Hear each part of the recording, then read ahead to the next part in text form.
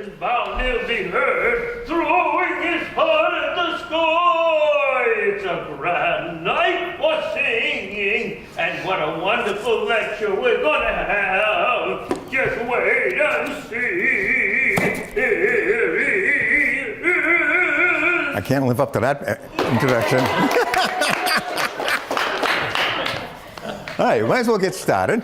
I would thank all you guys from St. Mark's for coming. This is great. I'm glad to see a great turnout, right?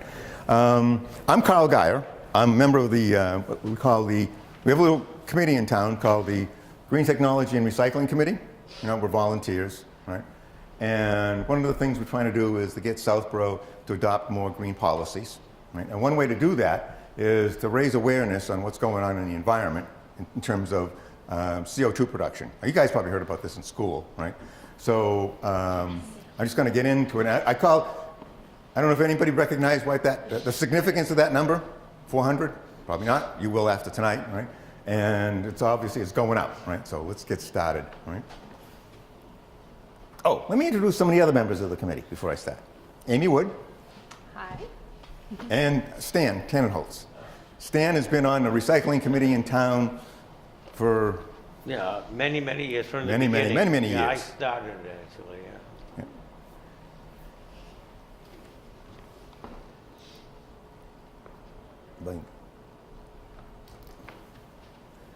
All right, we'll start with some actual data that's been being measured on out in Hawaii, up on a mountaintop.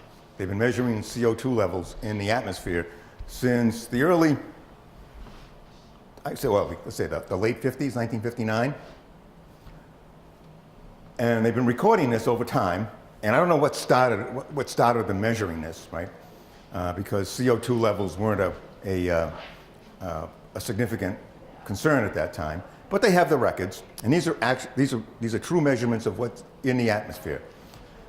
And over time, they've been plotting this, and this is a plot from 1959 up into the present time, right? So you have a scale down here, right? And over here is the actual measurement. And the measurement's in parts per million. I don't know if you're familiar with that term, but in the atmosphere, most of the atmosphere you probably know is nitrogen, and then there's oxygen, right? It's 75% nitrogen, N2, and about 25% oxygen, and then there's a small portion of some other gases. One of them is argon, right? And then the next one coming down is CO2. And it's only 400 out of, anywhere from 320 to 400 parts per million. I always make the analogy, if you want to get an idea how little that is, how little CO2 there actually is in the atmosphere, think of it in terms of money. Right? $1 million is a lot of money. $400, yeah, it's okay, right? But it's not like having a million. So when I started measuring it, it was over 320. It was over 300, about 310, and now it's up to 400. Right? In May of 2013 was the first time we hit 400. Right? That was a fairly significant event. I mean, the number is not that important, but the fact that it's this high over such a short time period is significant. Last year, because it is, I'm advancing myself. See this sawtooth in here, right? That is the change of seasons. When you look at the Earth, if you flip it over and you look at it from the Antarctica point of view, it looks like Waterworld. If you ever did that, you can do this in Google Earth, right? You guys know Google Earth, right?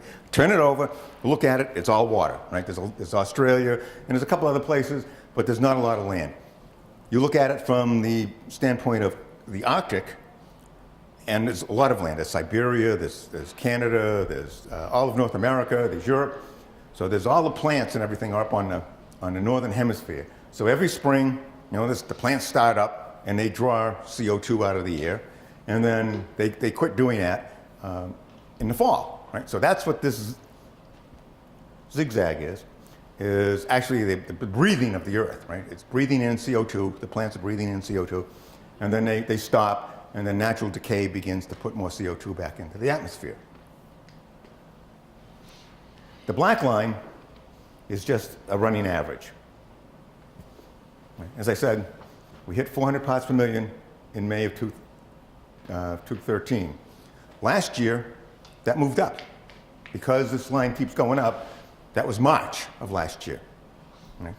And I just checked it today because I knew I was coming here. Right? And today, here we are in January, and it's 399.96. So by the time I'm probably done with this presentation, we will probably be at 400. And this is January, right? So you can see there's a steady progression going up. Now CO2 is very important because I know a lot of you guys think biology, so you know that carbon is the basic element of life, right? The expression I heard is, carbon brings life, nitrogen brings variation, right? So all the carbon that you guys are composed of, right? Because we've raised it so much, about a third of the carbon that made up your being has come from fossil fuels, and I'll explain that in a few minutes, right? So we'll move on. So this is interesting because it's only for the last few years. And then you look at it and you say, oh, so what? This changes. This stuff is probably changing all the time, right? This is nothing new. A lot of people will say variation. There's always variation. Things go up, things go down, things go up. So what they did, they went up to Greenland, and they bored into the ice core data. In Greenland, the ice is about 1.5 miles, 2 miles thick. There's a lot of history in Greenland. Right?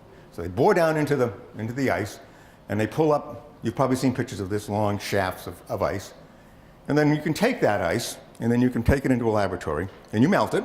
And what's trapped inside that ice? Air. And that air was trapped at the time that ice was formed.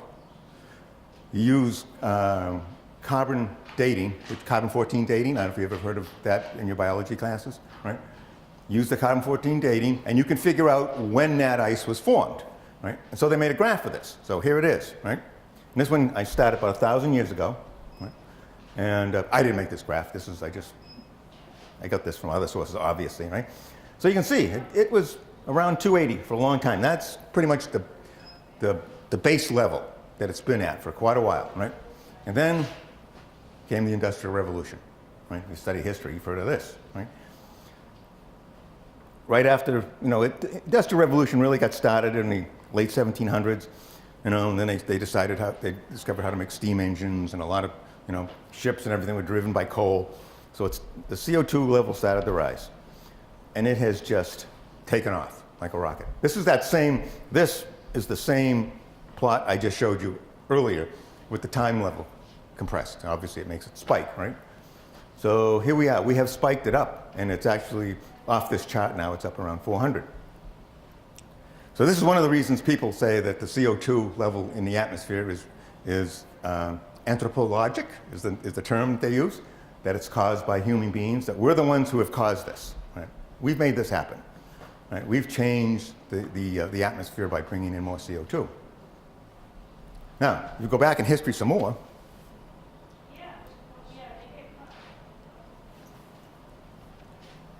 the ice is very thick up in the Arctic. You can go back, or they can go back, 800,000 years. Right? When it's 2 miles deep, that's a lot of ice. Right? And so they get a plot of what the CO2 levels have been over multiple ice ages. Right? And this is what most of these represent, the coming and going of ice ages. Right? And it shows that the CO2 level has been, it's ranged from, 250, 280, and then here we are with the Industrial Revolution. We've spiked it. We are doing something that has not happened before. Right? We are causing a change in the atmosphere that has not occurred in a long time. And this is what makes a lot of people nervous. You hear presidents and prime ministers and people with a lot of authority and power will come out and say, we're concerned about the CO2 levels, right? And this is where it's coming from. They're being told this information, and probably in a lot more detail than what I'm explaining, right?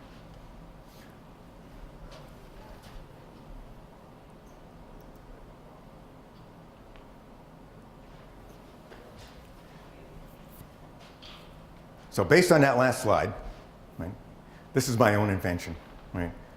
So I say the Industrial Revolution is really creating an instantaneous geological event. It's like we've been hit with a meteorite, made of carbon. All of a sudden, in a very short amount of time, there's a lot more CO2 in the atmosphere. And the question is, what is that going to do, and is it going to be good for life on Earth? Right? These events like this usually aren't good for life. I mean, life goes on, right? But it's not a happy event.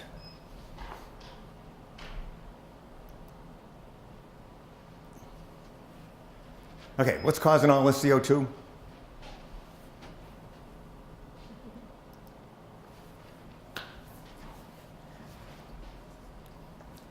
You probably know this already, right? Fossil fuels. This is a graph that shows, this is a graph in terms of, you guys ever heard of BTUs, British Thermal Units? It's a measure of energy. Probably not, right? If you ever study thermodynamics, when you get into college, you'll know what a BTU is, right? It's a quantity of energy. It's the amount of energy that it takes to raise 1 pound of water 1 degree F. That's what a BTU is, right? Your heat air conditioner is rated in BTUs, right? So it tells you how much energy they deliver, right? So this is in, they're called quads, 10 to the 15th. You guys know scientific notation, right? Most of you, right? 10 to the 15th BTUs. That's a lot of energy, right? It's a lot of zeros, right? So this is how much. This is a distribution of where we get our energy from, right? The fossil fuels is really the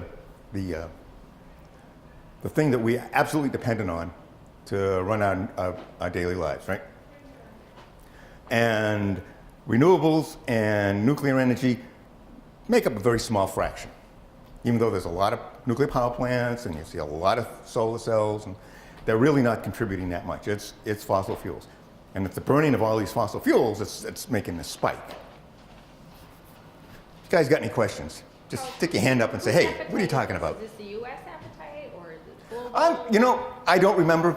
Yeah. I don't think it makes that much difference, Yeah. whether it's the world or the U.S. Right? The U.S. is, it's the same. The message is the same. If you look at the world or the U.S. I don't remember if that graph represents the world or just the U.S.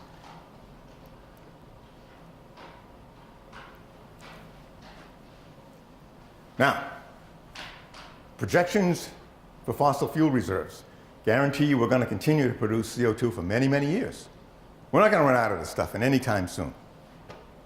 I'll show you some more numbers. I don't know whether you think this is good. If I can get them. Oh, there we go. All right, crude oil.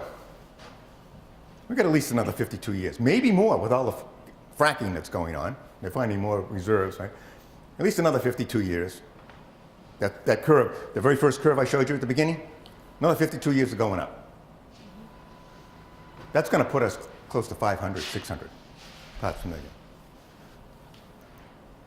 Natural gas, just the same, another 55 years. You guys should be concerned with this. Not too much of a concern for me. Coal, there's a lot of coal. Another 135 years that we can continue to pump CO2 into the atmosphere.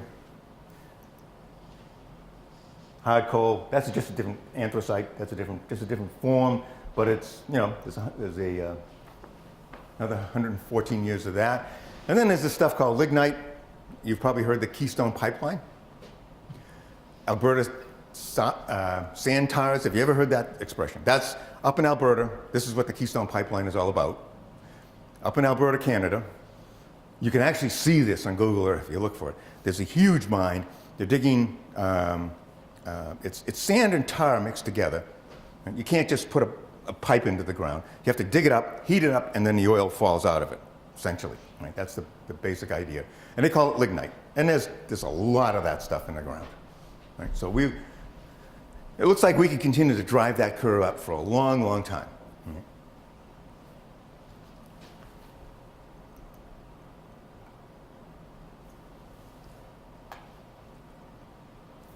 Oh, yeah, little note at the bottom here. For short-term economics and our lifestyles, we're okay. We'll be good for a little while.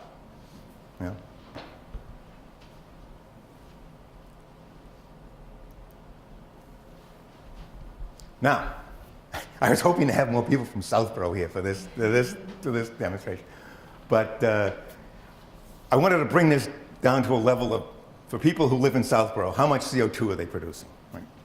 So I'm going to go through a little example. We have a thing called, you guys who don't live in Southborough, we have a thing called the transfer station. Everybody takes their trash every week. Right? You bring your trash, and we have a recycling center, and we have a place to dump trash, right? And it's a big routine in Southborough. Everybody does it. Everybody goes on Saturday, dumps their trash, right? So let's think about how much trash we generate first. How much do we bring every week to the transfer station?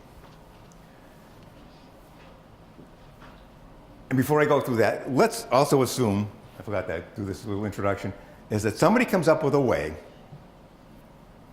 that we can capture the CO2 we generate, keep it in our basement, and then we take it to the transfer station like we do the trash. You know how people put the trash out? Put your trash out, you put your CO2 out. Right? That would solve the problem. If we could collect all the CO2, you know, take it someplace, it can't be done, right? But if it did, how much CO2 would you have to get rid of? How much CO2 does a typical person in Southborough have to get rid of, right? So at the transfer station, what happens every week, you know, you use the data from the transfer station. You know, the typical home in Southborough produces like 2,100 pounds of trash every year, right? That's not a good number, but that's what we do, right? So it comes out to 41 pounds a week. So when I go to the transfer station once a week, I take about, if I'm an average guy, I'm taking 41 pounds. Now, after I put that in my SUV, right, I go get my CO2. So how much CO2 would I have to bring? It's pretty easy to figure out. I know you guys could do this. And I call this a modest estimate, and I'll tell you why in a couple minutes. And if I can get the slides to work. Come on.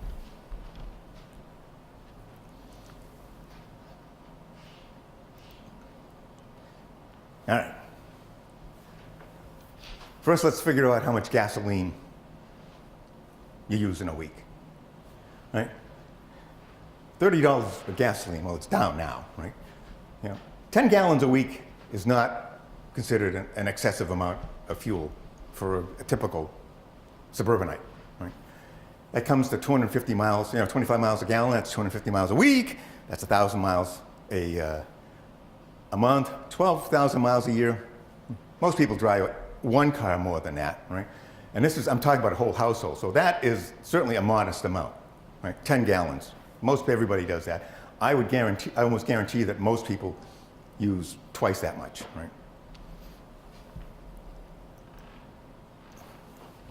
Heat. Yeah, you want to heat your house?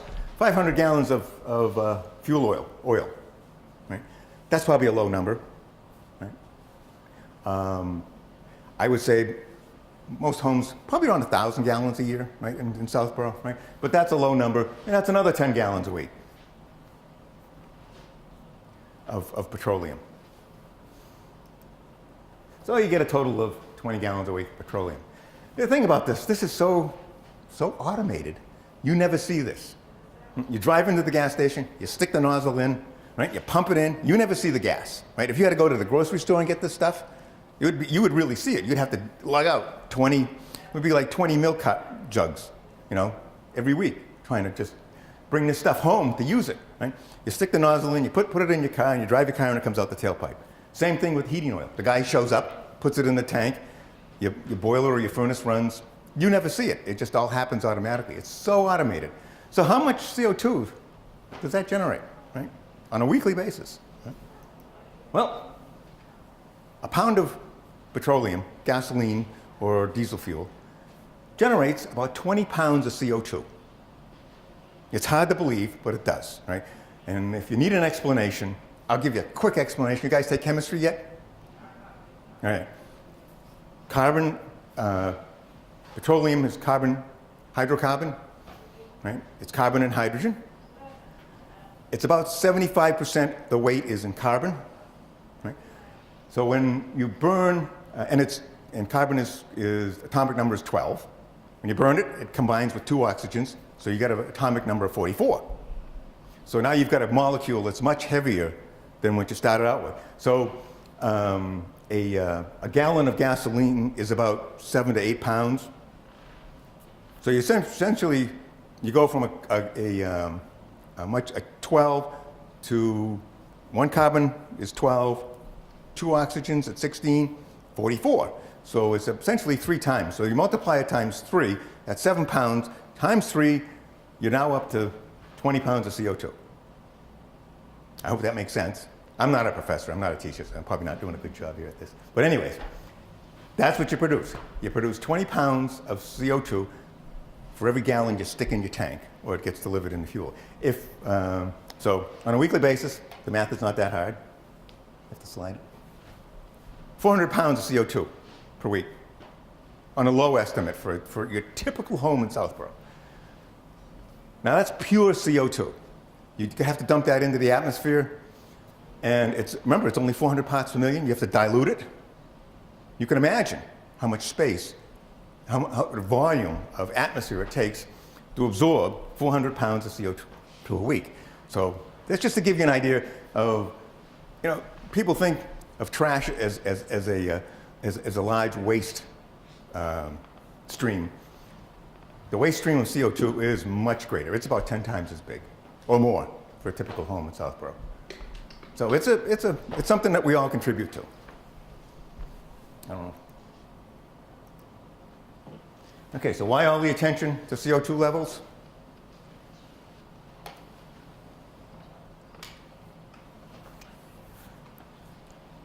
This is a quote. IMF, does that ring any bell? International Monetary Fund, does that ring any bells to any of you guys?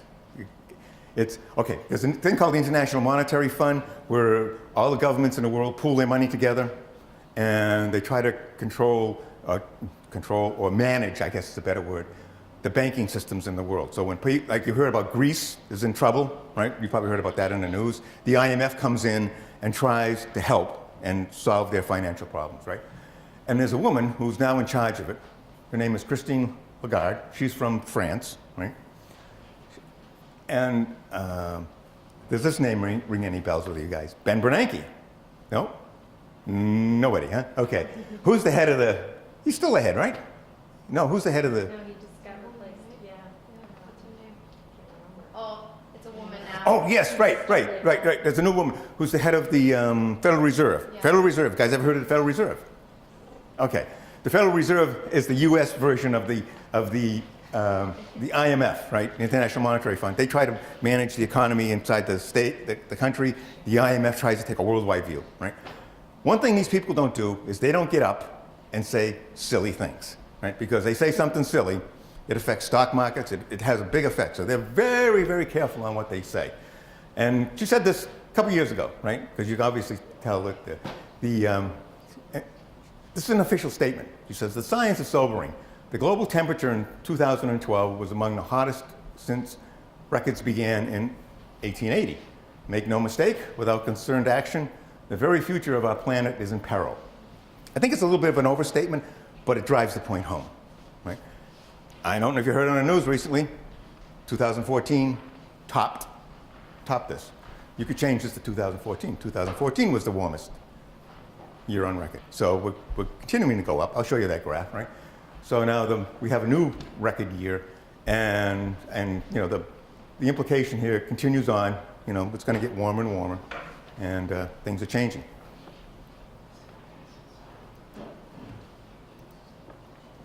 Okay, the other question is, all right, so we're up to 400. When was the last time this happened? I saw the graph. It's usually like 250, 280. We're up to 400. When was the last time this happened, right? Well, you have to go back. This was done at Stanford. They figured this out. I have no idea how they figured it out, but there's a big, long article they wrote about this, and I saw it. You go back about 15 million years ago. That's a long time, right? To find carbon dioxide levels as high as they are today, right? And then here's a little description. It says the last time carbon dioxides were apparently as high as they are today and were sustained at those levels. Now sustained, we're talking geological time. This is a long time, right? This isn't like 10 years, 20 years. We're talking hundreds, thousands of years, right? Global temperatures were 5 to 10 degrees Fahrenheit higher than they are today. That would make us like Georgia. You know, we'd be living in something like Georgia. It would be like Georgia up here, right? Sea levels were approximately 75 to 120 feet higher. Now, do you guys, all right, here's a question, another science question. Do you know why sea levels come up? You probably think, oh, melting ice, right? That's the reason the sea levels come up. All the glaciers melt and the sea levels come up. That's true, that's one component. The other half of that is, you guys have not taken physics yet, right? You guys must be sophomores, right? Are you sophomores or juniors? Juniors. You haven't taken, Seniors, there's some seniors. anybody taken physics yet?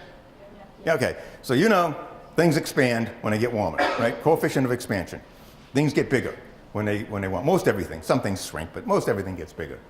Well, that's what happens to the ocean. The ocean is warming. So it's getting bigger and bigger and bigger. The water is getting bigger, right? Can't go down, can't go sideways, so it has to come up, right? And actually the coefficient of expansion is a volume number. It's, you know, so many cubic inches of expansion based on a cubic inch of a fixed amount, right? So it's a volume thing. So that's what drives sea levels up. They're warming up. And the oceans are warming now, and we've come up about a foot in the last, in the 20th century, it came up a foot, right? And it's coming up faster now, right? And so you drive it up another 5 degrees, and you get about another 75 to 120 feet of sea level. Now, I like to kid people in Southborough. I say, don't get excited. You're not going to have beachfront property around here. We're too high. We're about 300 feet above sea level. So Boston will be gone, you know. But this will take a while. This is not going to happen overnight. But it is happening. Matter of fact, if you go down on Newbury Street, I saw this the other day, and you're walking down there, there's a development that they're doing, and they've put, I don't know why they did this, but on this piece of glass, there are lines that they draw that show where the high water mark is going to be in the future based on rising sea levels. And they say, you know, at 2050, it's going to be, now it's here, you know, the historic high level water mark is here. In 2050, it's going to be up here. You know, in 2100, it's going to be way up here, right? So sea levels are coming up, which causes, Florida is really concerned about this. They are really concerned about this. Matter of fact, it's causing political problems down there because the north part of Florida won't accept the idea of global warming, while the southern part is very scared that they're going to be underwater, right? So it has some interesting political effects. That part they have like 4 feet. What's that? They have like 4 feet in southern Yeah, Florida's only, you know, 4 to 6 feet above, most of it's only 4 to 6 feet above sea level. It's not very high, right? Now this is another graph. I like to do a lot of, I like graphs, right? This is going back 400,000 years down here, right? And these are plots based on data that people have gathered about what has gone on with sea level, CO2, and global temperature. You can see right away, they're synchronized in some way. They go together, right? It doesn't mean that this drives this, or the other way around, right? They're synchronized. Something else could be driving all of this. There could be something other than a change in one of these that's driving the other two. But they are synchronized. When one changes, they go together. Right? That's the important part. Now, if you look over here, we've done this to the curve. Now, we are driving CO2 levels right out of the ballpark, as they might say, right off the graph, right? So, as we talked about, you know, sea levels are going to react, and global temperature is probably going to react too. They're linked, right? As I said before, these variations may not have anything to do with anybody driving the CO2 concentration. They just go together, right? They're in sync. They're connected.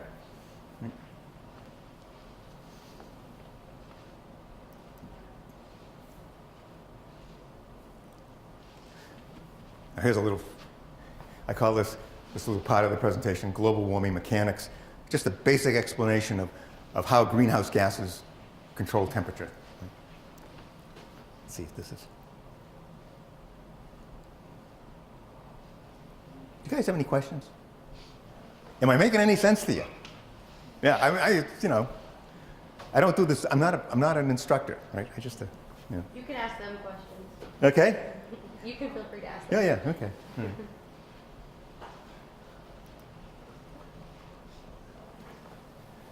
Okay, a little bit of physics, right? The energy from the sun hits the earth. I mean, you go out on a sunny day, you feel it, right? It comes to the earth in something that's called electromagnetic radiation. And if I could get the chart to show up, that would be great. Isn't that my, oh, now what it's doing. Oh, great.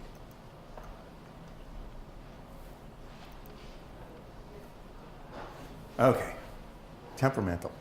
Isn't that my PCI? Anyways, the electromagnetic spectrum it's really all the same thing, right? But it comes in we give it different names for different wavelengths. Now, you guys are familiar with wavelengths. You've seen waves that do, wavelength, right? Waves, right? And then there's this, and wavelength and frequency, I'm going to throw in a physics lesson here. Wavelength and frequency are associated, right, for the electromagnetic spectrum because it moves at the speed of light, right? The electromagnetic radiation. If you multiply the wavelength and the frequency together, it comes out to the speed of light. So if you change the wavelength, the frequency changes, right? They go back and forth, right? So, and we give these different parts of the spectrum, which is all the same thing, right? Different names, right? And they're mostly historically connected. You have, gamma rays and X-rays and ultraviolet. You've heard of all these things. Visible light, right? We actually can sense this part of the spectrum, right? We see it, right? Our eyes are tuned to this frequency, you might say, so we see this, right? And then we have infrared, right, which you can feel. If you get near a fire that's glowing, you can feel the heat from it. That's infrared, right?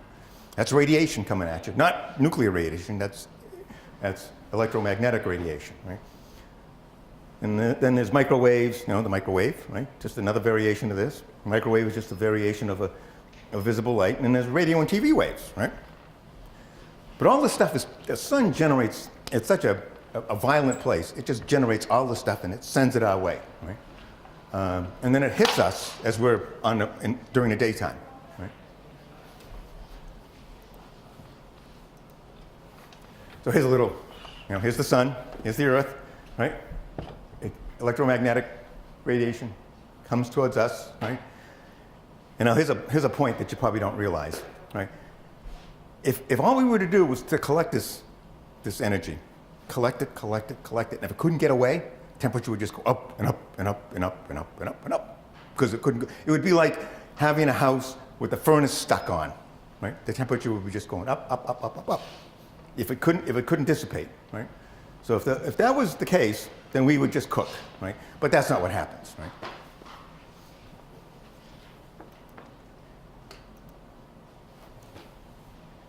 The same amount of energy that comes pouring into the earth from all this radiation leaves the earth as radiational cooling. You've probably heard this, the weatherman talks about this, radiational cooling, we'll cool it off at night, right?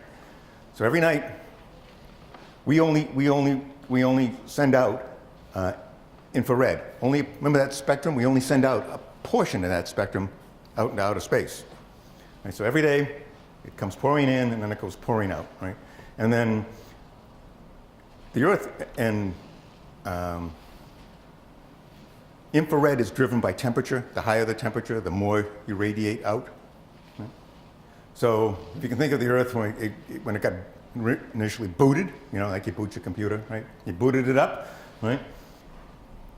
It started pouring in, the earth kept getting warmer and warmer and warmer and warmer and warmer. And then it finally got to a point where it was radiating enough energy out so that we're in balance. So that's where we are now. We're in balance, right? I'm going to try something out on you. All right, just to give you an idea how much energy comes flowing back and forth here. Every night, like tonight, the temperature's going to drop about 10 degrees, right? Because we've gone around the dark side, and we come back around tomorrow morning, the sun's gone. Who knows? Black hole came along, ate it, right? So this is science fiction, right? So what would happen? I'm going to ask the question, what would happen? The sun's gone, we just dropped 10 degrees at night, we come around a corner, you know how we come around a corner in the morning, what's going to happen during the next day? We're going to die. No, well, not right away. You're getting close, right? That's what we're going to get, but we're not right away, right? What's going to happen? Well, we're going to drop another 10 degrees in the next 12 hours, right? Because we dropped 10 degrees, it's dark out. Remember, it's dark out, the sun's gone, right? We're going to drop another 10 degrees. I know this sounds silly, right? But that's what would happen. We would drop 10 degrees, right? So if we started out on a nice 60-degree day, after 24 hours, we're down to 40 degrees. Not too bad. It's been dark all the time. Another day goes by, we're down another 20 degrees. We're down to 20. Now we're getting to notice it, right? In 7 days, you got it. We're down 140 degrees. We're done, right? So that gives you just an idea how much energy comes pouring into the earth every day and then leaves as infrared, right? Now, what's important to that is there's a tremendous amount of energy leaving the earth every day. It isn't just a little bit, right? It's a huge amount, right? Does that make sense? You guys? All right, okay. Hope you're having as much fun with this as I am. Right? Anyways, so now we wrap a little bit of more insulation. CO2 is a greenhouse gas, right? It has, because of its composition, the term is attenuate, but you know what an antenna is, right? An antenna is something that picks up a signal. Well, CO2 attenuates infrared. When infrared comes by, it captures the energy in it. That's what an antenna does, right? So, so now you put a little, call it a CO2 antenna, you might want to call it. That's what we're doing. Put a little bit of an antenna around the earth that picks up CO2 coming out. All this huge amount of energy is coming by. It's all coming by as infrared, and CO2 picks it up. Even though there's just a little bit of it in the atmosphere, it doesn't take a lot to make a difference. And that's why it's called the greenhouse gas. I know you guys probably don't realize, but greenhouses are made of glass, right? One of the characteristics of glass is visible light and a good part of the spectrum go right through it, right? It gets hot inside the greenhouse. Well, the only way the energy can leave a greenhouse really and in mass is through radiation. Well, glass does not allow infrared. It's just like CO2. Infrared will not go through glass, right? It gets bounced back. That's why it's called greenhouse effect, right? If you learn anything, that's, out of my little talk, that's where that term came from, right? Because glass has the same basic characteristics as CO2, right? It holds infrared in, right? And what did I just say? Yeah, naturally occurring greenhouse gases that they do, they add about 30 degrees to the temperature of our atmosphere, right? And without them, if all the greenhouse gases went away, CO2, methane, and water vapor, those are the three big ones. If they all went away, we drop 30 degrees, right? And we'd go from an average temperature of 60 down to 30. I know 30 comes out of here twice, but the Earth's average temperature is 60 degrees, right? And if all the greenhouse gases went away, we'd drop 30 degrees, right? And if we add more greenhouse gases in, the temperature comes up, right?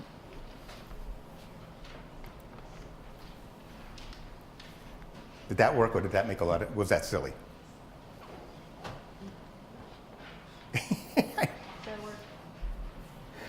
Yeah, I have a better appreciation for you guys, teachers now. All right, what has been the impact so far, right? What's been going on, right? Okay, we've had a century of rising temperatures. Have you ever seen this before? You guys seen this plot, right? You see this a lot. It shows up.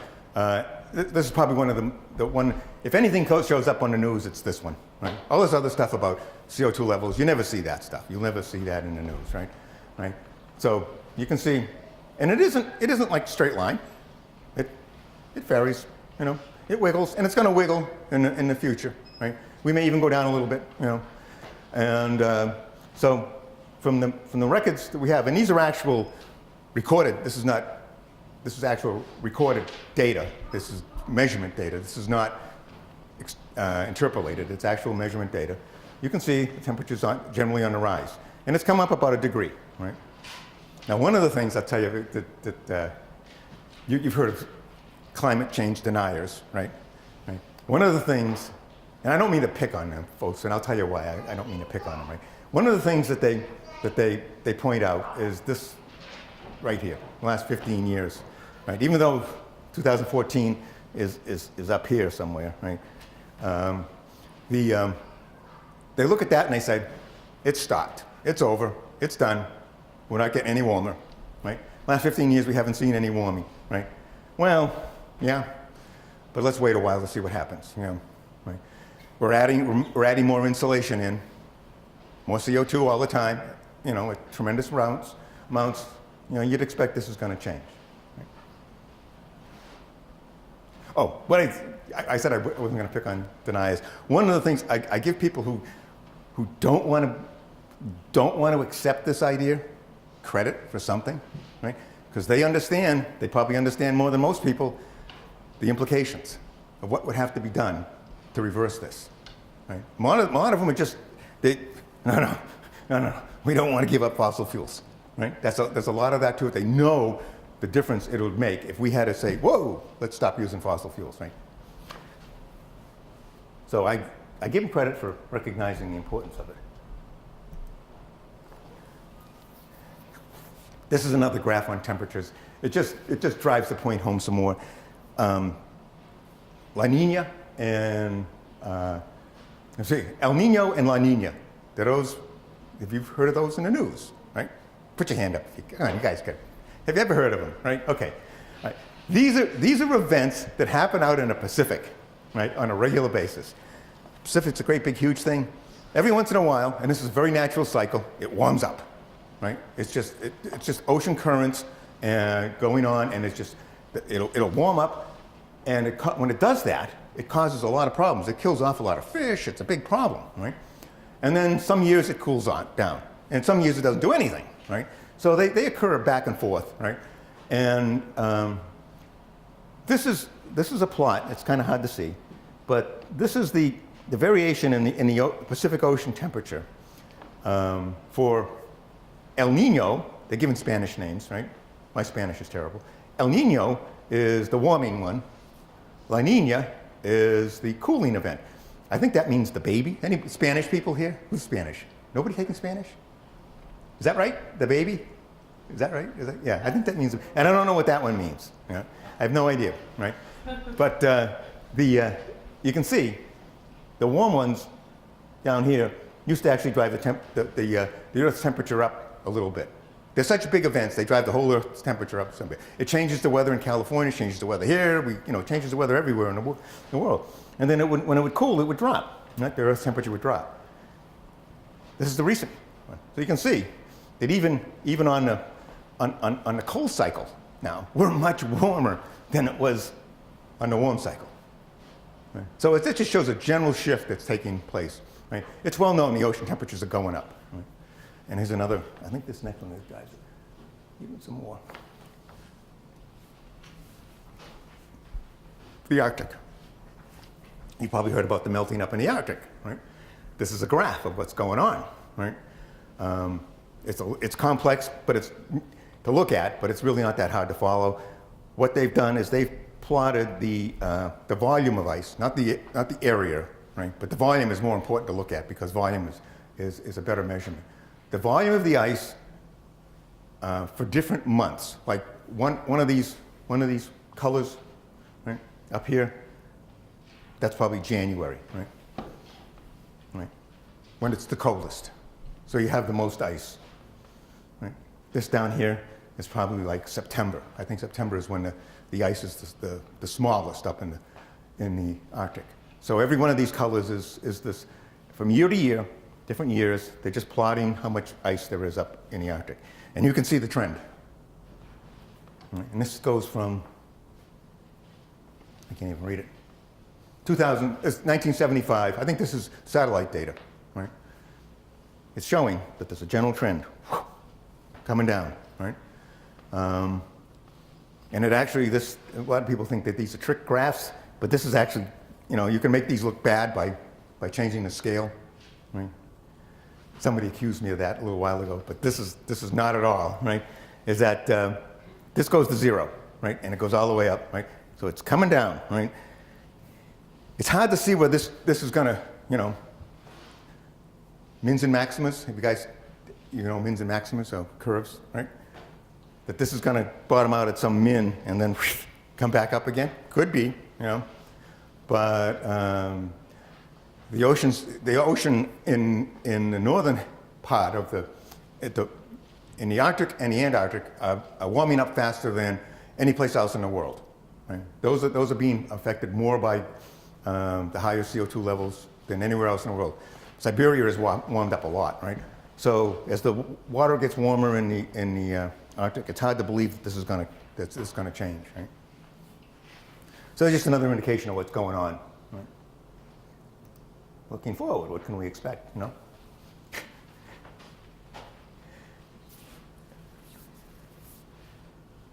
right.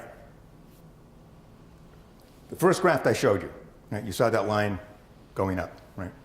And there's a rate of increase. Right? You guys took algebra, you know rate of increase. I know you know that, right? Right? And x over y, right? And from 1963 to 72, right? The total increase was 9 parts per million.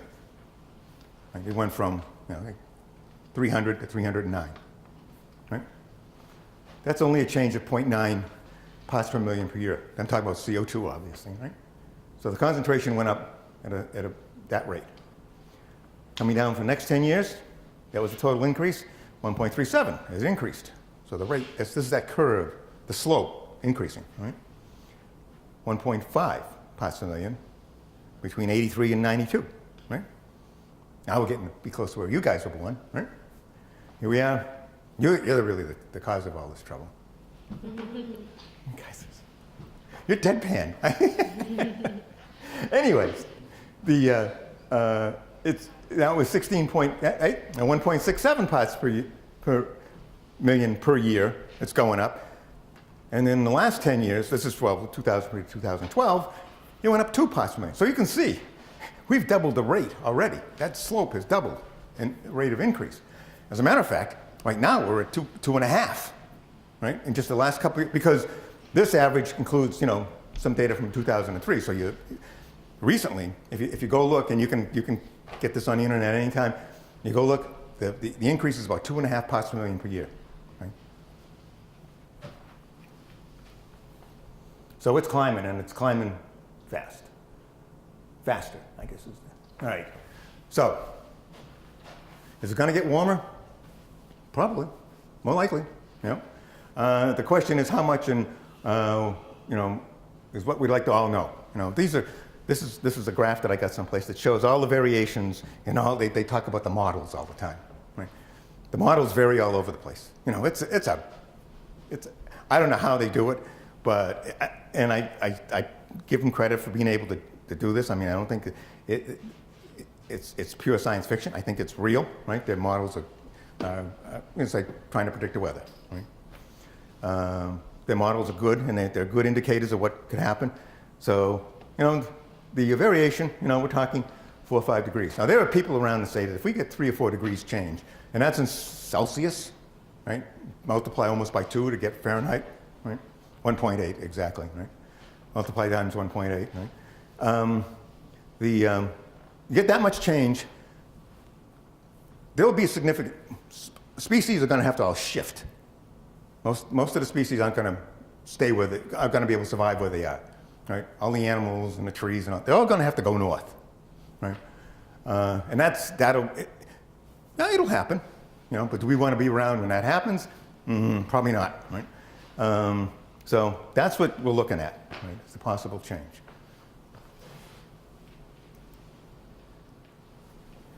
This is an interesting slide. Now we're back to biology. This is really biology again, right? I know a bunch of you are taking biology. There are people who are saying, this is going to be great. We're going to have lots of CO2. CO2 is a fertilizer, man. Plants just take off like a rocket when there's CO2. I know you can't read this, right? But this is a little chart that they put out saying how much of a percentage increase we're going to get in crop yield. So they're talking barley. If it goes up 300 parts per million. We're halfway there now, right? We're halfway there. We're up 150, right? We're halfway there. If it gets up to 300, barley's going to be up at, their estimates, 42% increase in barley production. Rice is going to be up. Everything's going to be up.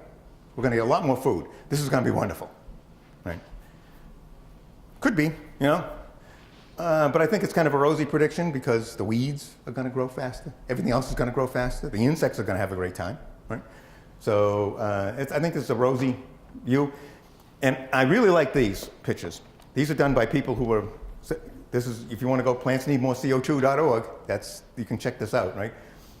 They took some trees and they grew them at different levels of CO2. So this is what they call ambient. I don't know what they called ambient, at what level, whether it was, 250, 300. I don't know what they used for ambient, right? What the ambient was, but they started with some initial condition and then they grew the same kind of tree at 150. Remember, we're 150 more already, right? And you can, I don't know can you see how much bigger this tree is? From just same amount of time, get one tree this big, and that's going on right now. Right now, that's happening, right? If we get up 300, and we're working on it, that's how much bigger the tree gets, right? 450, that's way out there. You can see the thing takes off like a rocket, So it'll have a big impact, right? Of course, different species will react differently because they're not all tuned to use CO2 the same way, right? Some species will take off like a rocket. Some will just increase a little bit and may get driven out, right? So that's.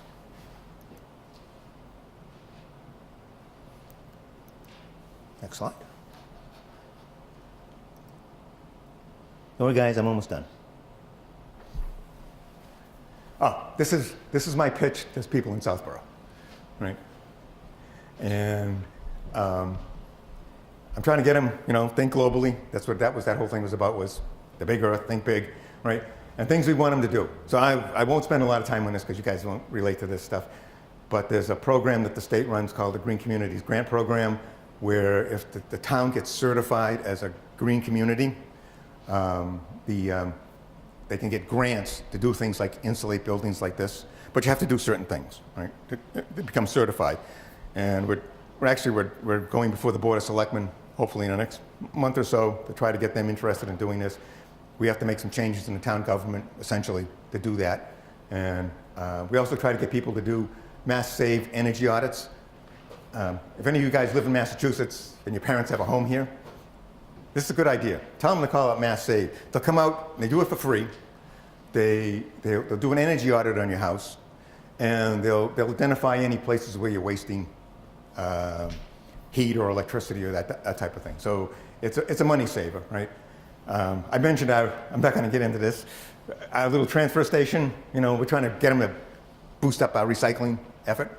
We're trying to do that, or they can just help us, right? So. And this is just a slide to try to convince people that we're not doing this on our own. There's more than 110, there's like 120 communities in Massachusetts that are now green communities, have met the designation, and are now getting grant money to fix up their buildings from the state. And all this money comes from, you probably don't know this because you don't pay electric bills, but when you get electric bill, there's a rate charge, and then there's these little charges underneath. They're very, very small. They charge you what's on a kilowatt hour, which is it's like a BTU. It's an amount of energy, right, that you use, right? And the big charge is for generating and distributing it. Then there's these little charges they tack on. It's like taxes, right? A little bit of taxes on it, right? Well, that money is where they get all those little charges. They add them together, and that's where they get the money to support this, right? So they get it through the electric bills. Right?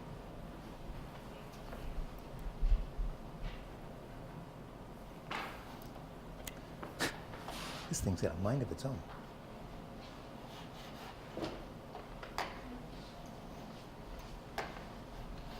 Technical difficulties.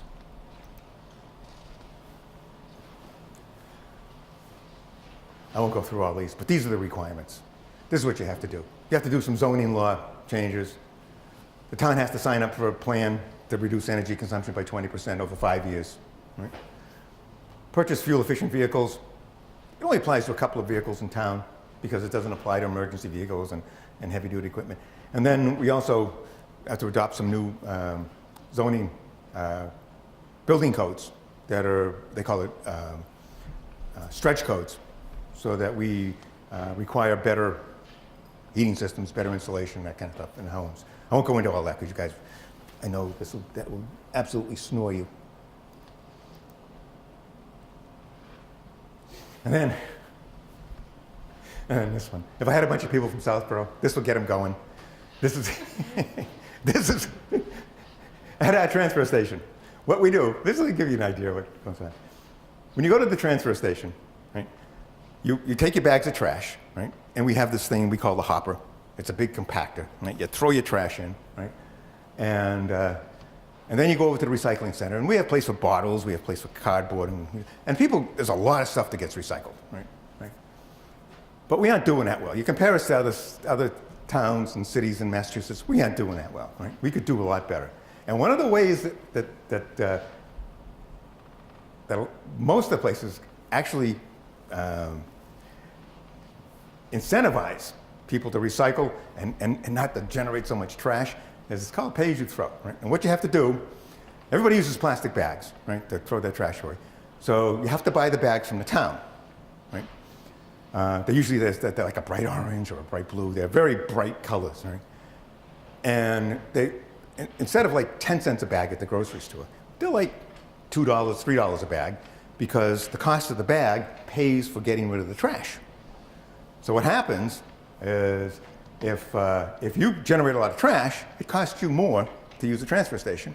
And if you don't, if you only generate a small amount of trash, it costs you less, right? It's like, that's how, it's like electric bills, right? It makes a lot of sense.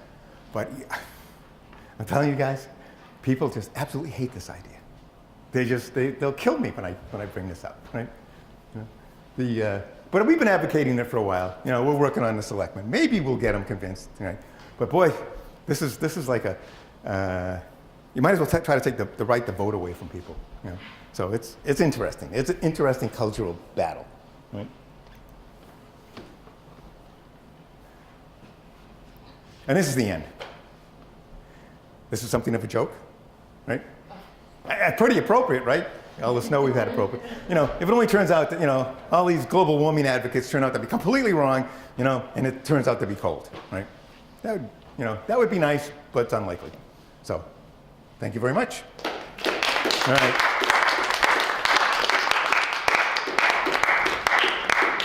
Any questions? No questions. Oh, come on. Good. In one of your first slides where you had the ice age periods, Yep. so when the temperature or whatever you measured in went all the way up, are we setting ourselves up for a really drastic ice age? Oh, are we setting ourselves up for an ice age? No, I don't think so. I think we're driving the temperature up. More CO2 will drive the temperature up, right? Right. I mean, you can find all kinds of theories about this. Some people say if you drive the temperature up enough, you put enough moisture in the air, you'll cause it to snow a lot, right? Yeah. Right? A lot of snow will cause a lot of reflection of energy. Remember all the energy that pours into the earth? I mean, there's all kinds of ideas about this. You get a bigger snow cover, right? The sunlight bounces off the snow and goes back out into outer space. So we don't collect as much energy. So that will drive the temperature down and we'll spiral into an ice age. Yeah, I've heard that. You know, it's not crazy, but it's unlikely. You know, I've heard that. You know, the bottom line is we're messing with the atmosphere, right? And it's probably not a good idea, right? We don't really know exactly what's going to happen, but we know CO2 is very important, right?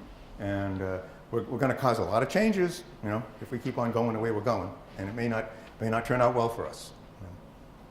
So, anyways, that's my spiel.